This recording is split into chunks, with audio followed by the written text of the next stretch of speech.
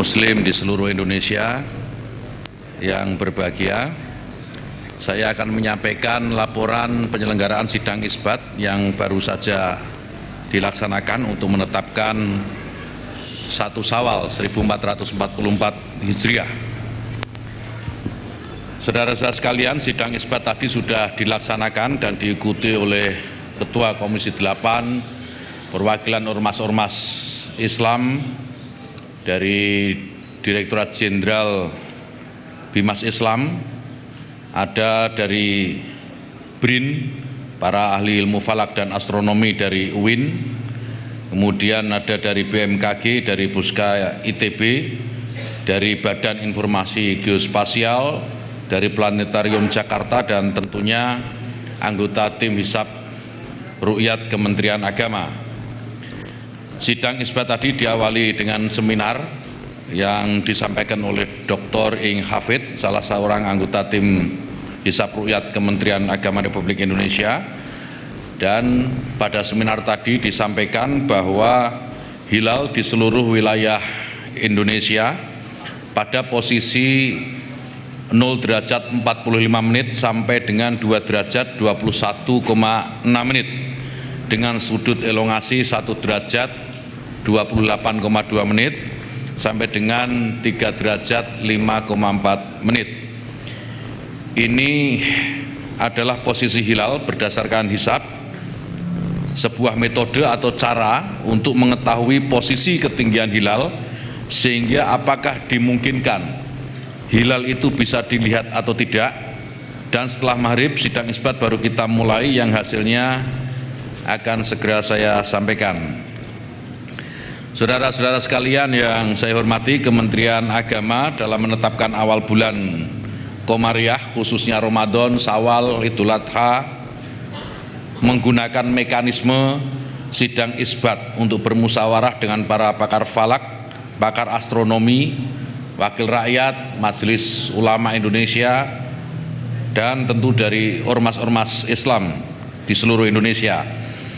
Dasar musyawarah dalam sidang isbat ini adalah berdasarkan pada hasil hisab dan ruqyat yang telah dilaksanakan oleh tim hisab Ruqyat Kementerian Agama Republik Indonesia, serta telah dikonfirmasi sejumlah petugas Kementerian Agama di daerah yang kita tempatkan tidak kurang di 123 titik di seluruh Indonesia. Tadi sidang isbat kita agak tertunda sebentar karena menunggu hasil laporan dari Aceh. Dan kita lanjut tadi setelah laporan dari Aceh masuk.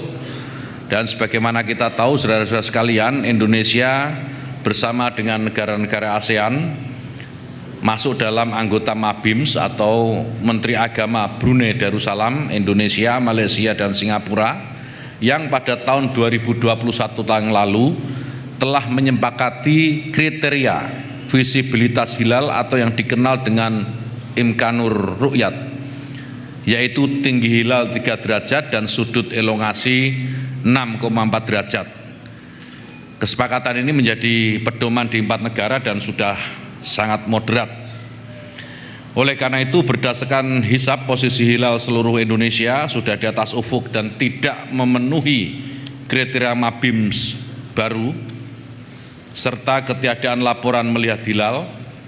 Tadi sidang isbat secara mufakat telah menetapkan 1 Syawal 1444 Hijriah jatuh pada hari Sabtu tanggal 20.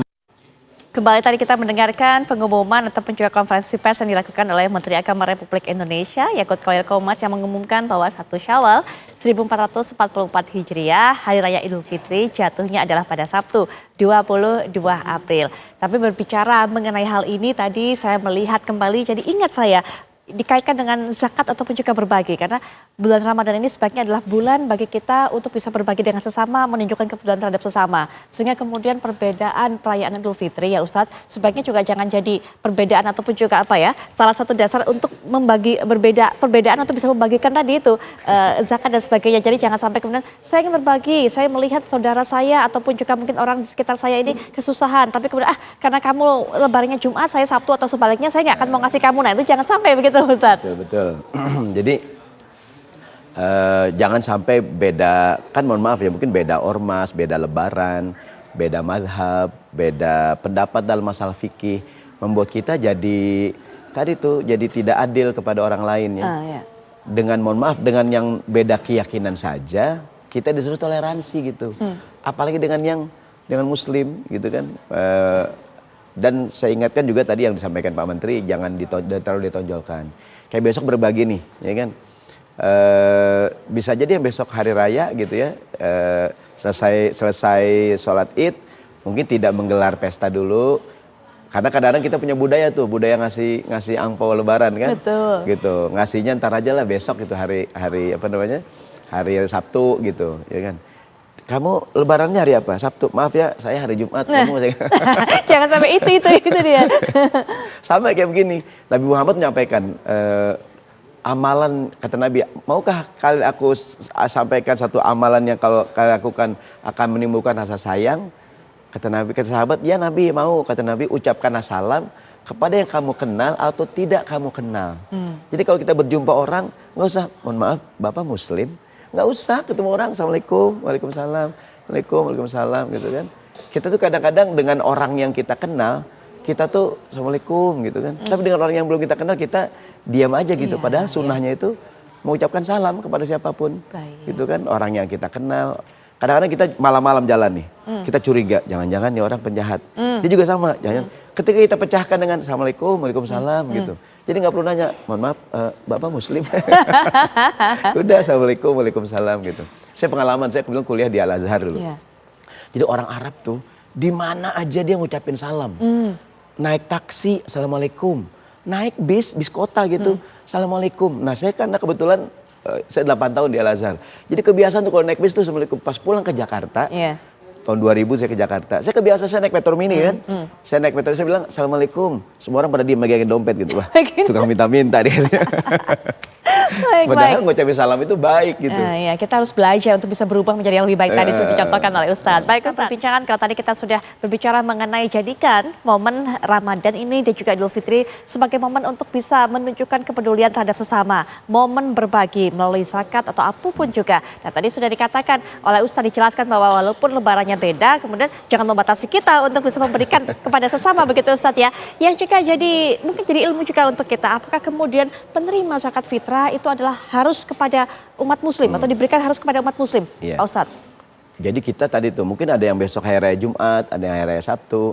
Tapi jangan milih-milih kalau ngasih, jangankan kepada yang beda hari raya, kepada yang berbeda keyakinan kita pun boleh berbagi.